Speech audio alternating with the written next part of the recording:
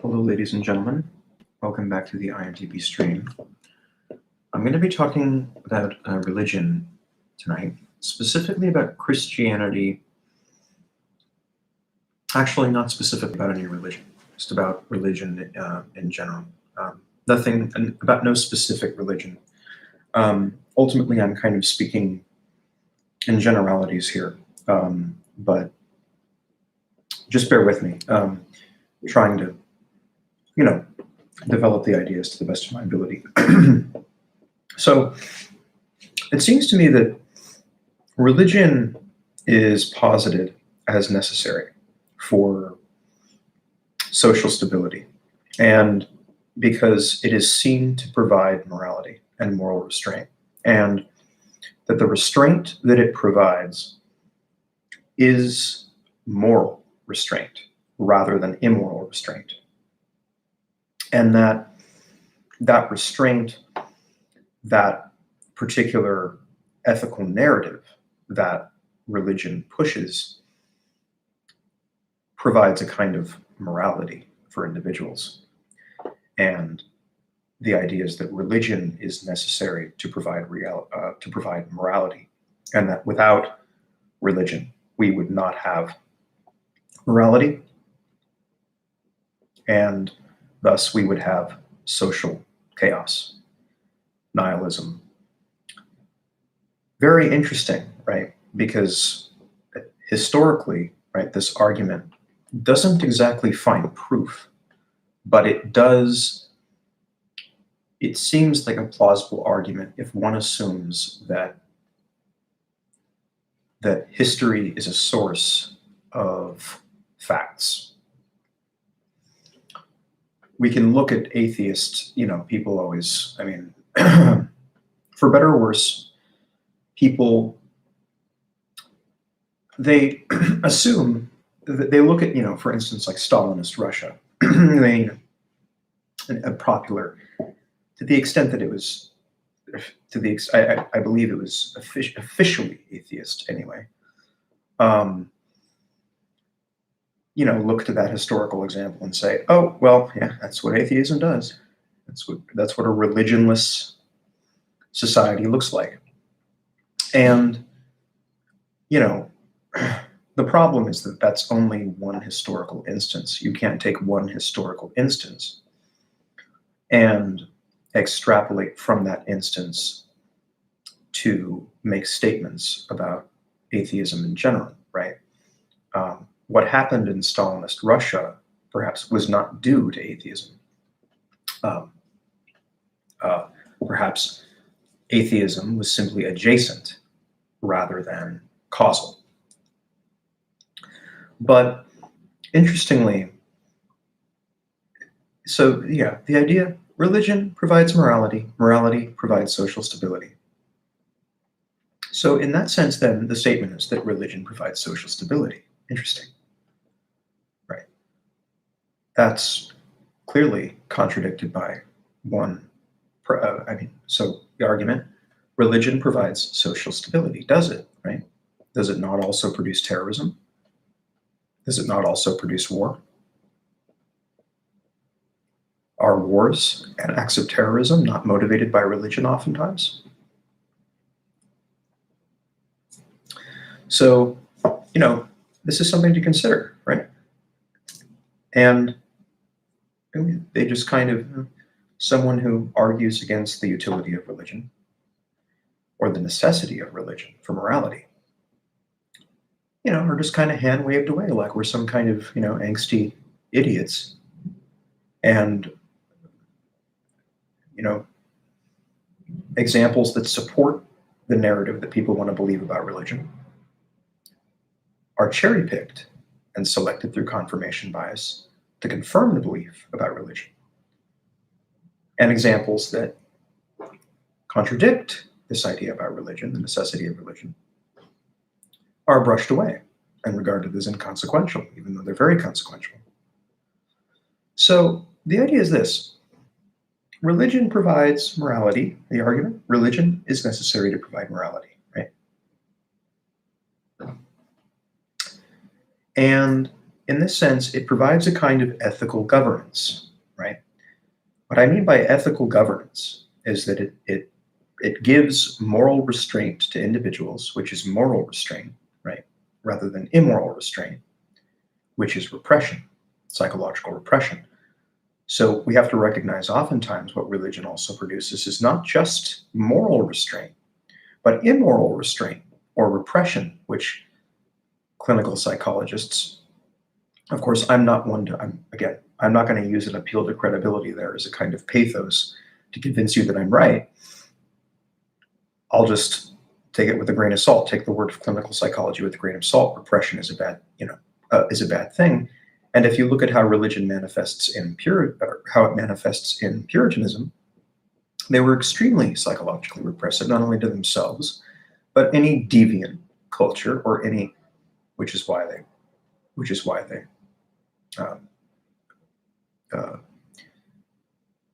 belittled and drove the Indians off their land, and burned innocent unmarried women at the stake because they were thought that they were witches that were casting spells to influence crop development. And here's the problem. Okay, does religion really provide true ethical governance of individuals? Does it provide healthy moral restraint? Does it make individuals better? Does it make them more moral in some sort of normative sense? Here's the thing. There is no logical necessity that it does. There is no logical necessity that it does. And just because for some people and for some cultures, religion seems to provide a healthy morality, true morality, a kind of morality, even if it is primitive, at least when it manifests in acts of terrorism and war, right? And religion motivated and ideologically motivated violence, we'd say, oh, really? Is religion really a positive thing, right? Does it produce a true, civil, evolved, intelligent kind of morality that is both sane and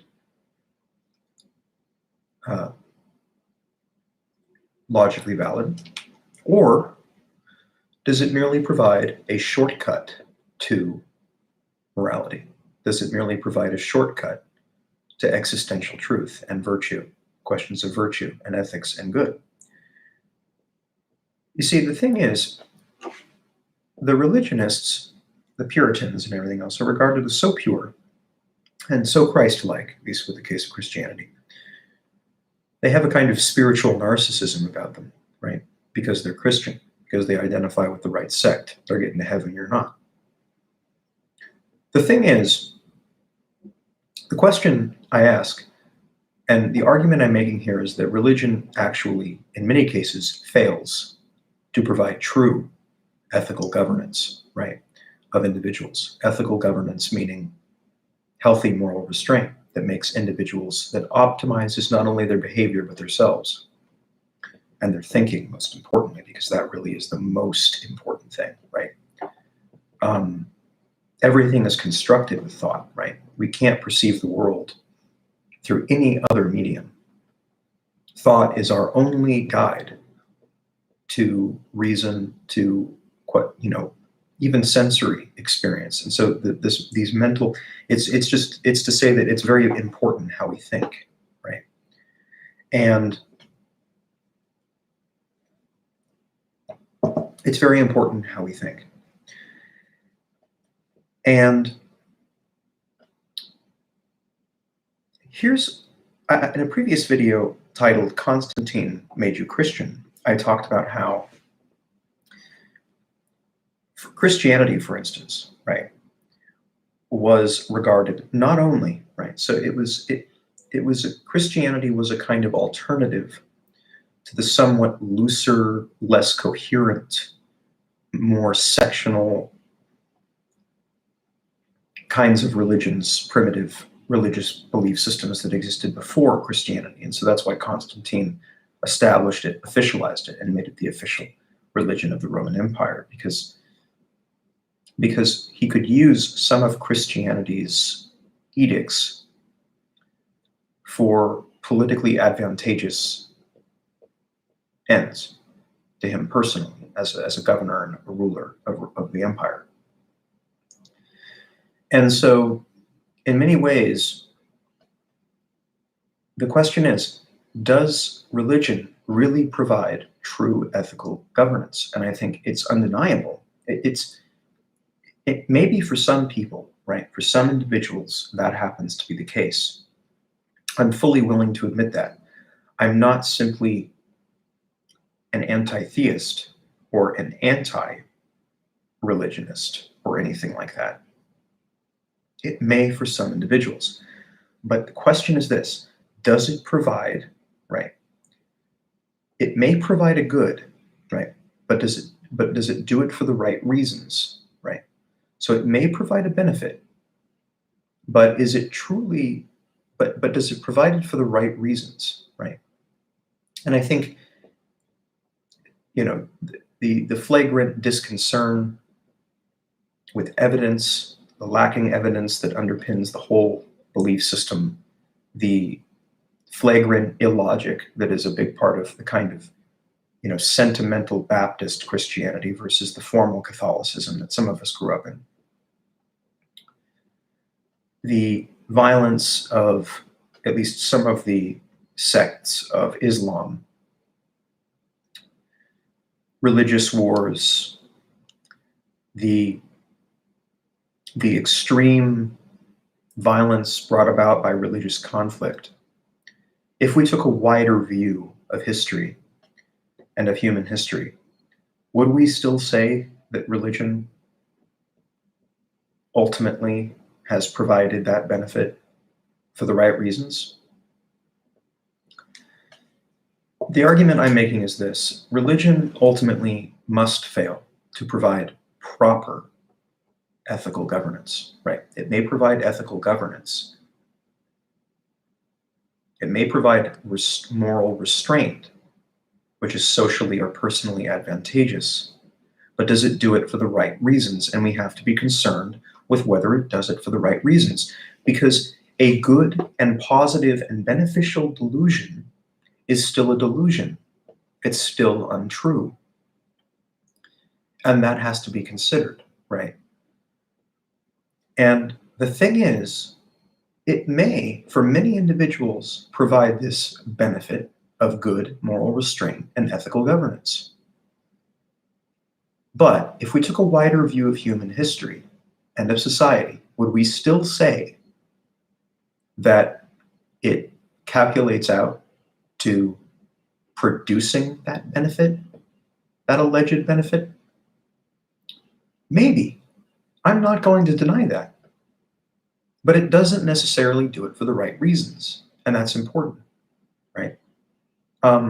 Here's my view on how religion is often used by individuals, right? And how it was used by Constantine.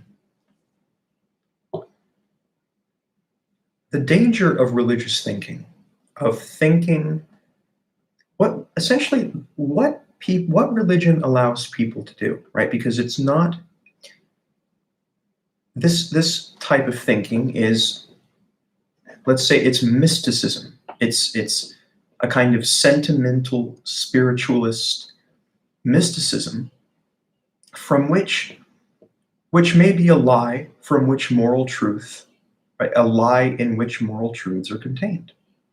I'm willing to concede that.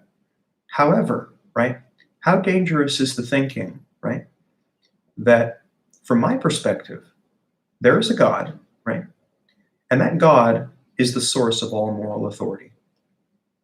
He is the source of how we determine what is good and what is bad. Now,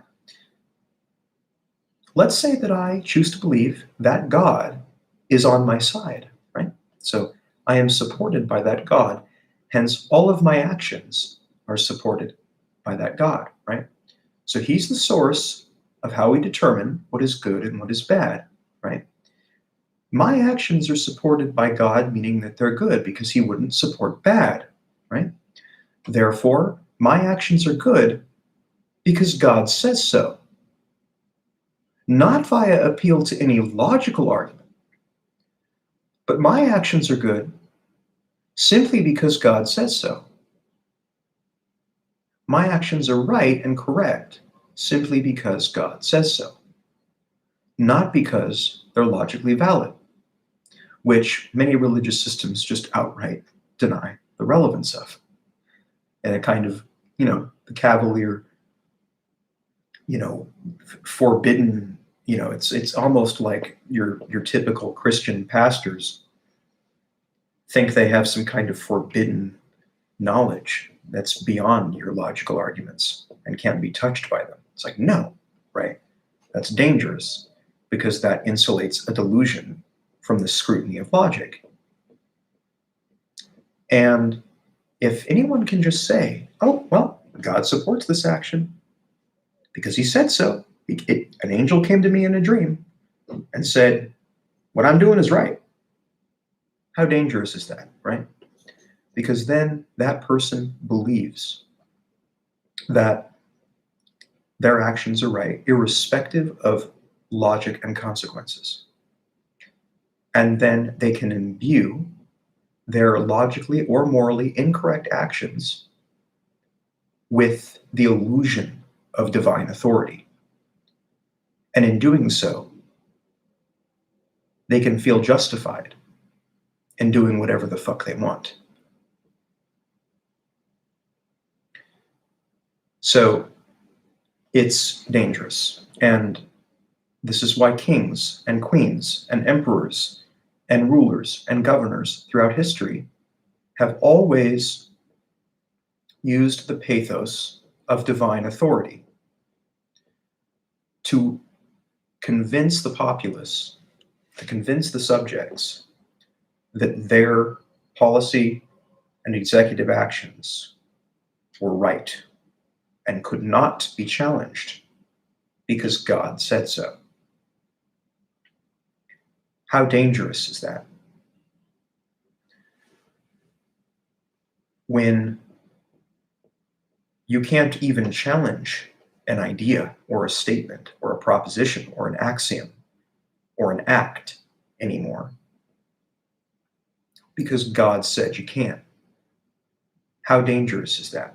How does that insulate the idea, the act, from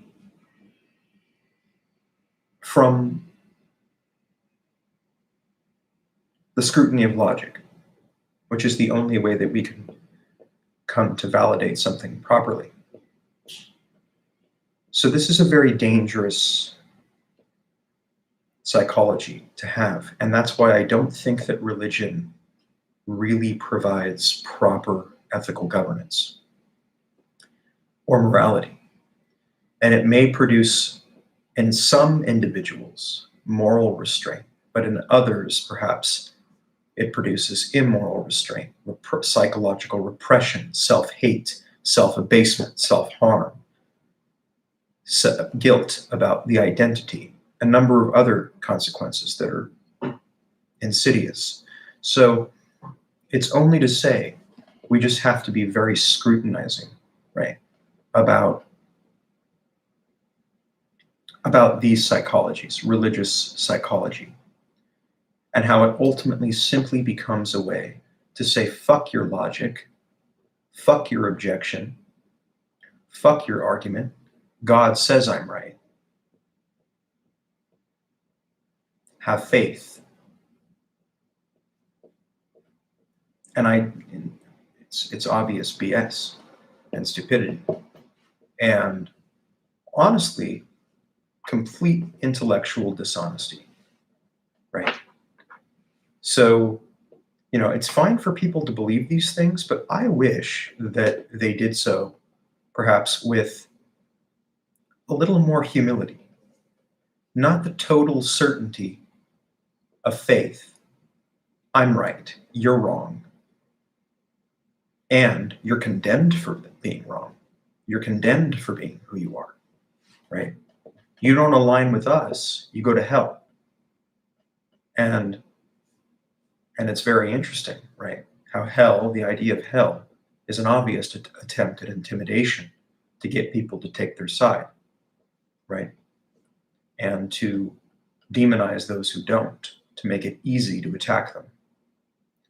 So, do you still believe that religion provides, even if it does provide in some individuals, good ethical governance, good moral restraint, which makes them better? Do you not acknowledge there are other consequential problems from a consequentialist framework? Look at the instances that confirm your approval of religion.